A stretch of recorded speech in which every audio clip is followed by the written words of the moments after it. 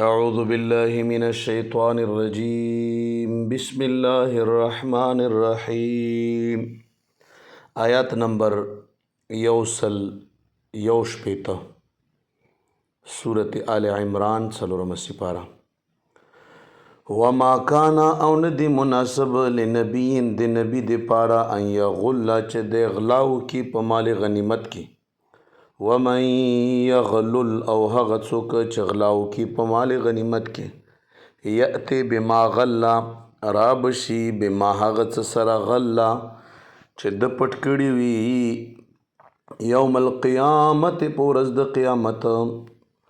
ثم توفى بیا به پوره بدله ورکړی شي کل نفس هر یو نفس ته ما د هغې څه کسبت چې کړي دي نفس وهم لا یظلمون او حال دا دی چې دوی سره به ظلم نشي کولی.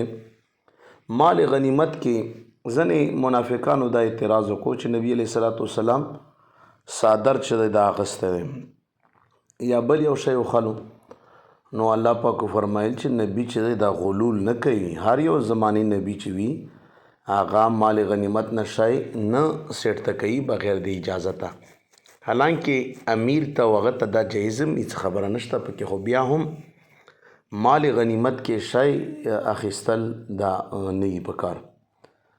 او دوستانو یو کس هغه بې اجازته مال غنیمت کې څادر اوچت کړی، نبی علیه السلام وفرمایل زه اوس هم وینم چې هغه څادر د اور نه ورته جوړ دی او ترې تاویږي او دی سوځوي.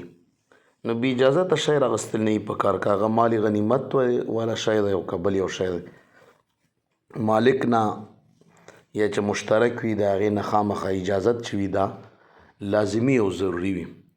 او مال غنیمت خو هسې هم داسې شی دی چې دا د امیر او د اسلامي اصولو مطابق چې دی دا تقسیمیږي.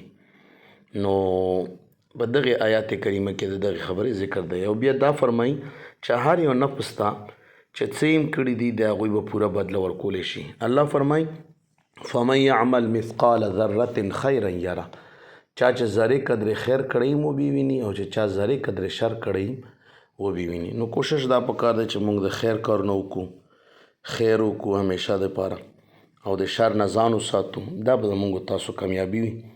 رب العالمین د موږ تاسو نه راضي شي او الله تعالی په خپل دربار کې د موږ تاسو هر څه قبول کړي. صدق الله العظیم.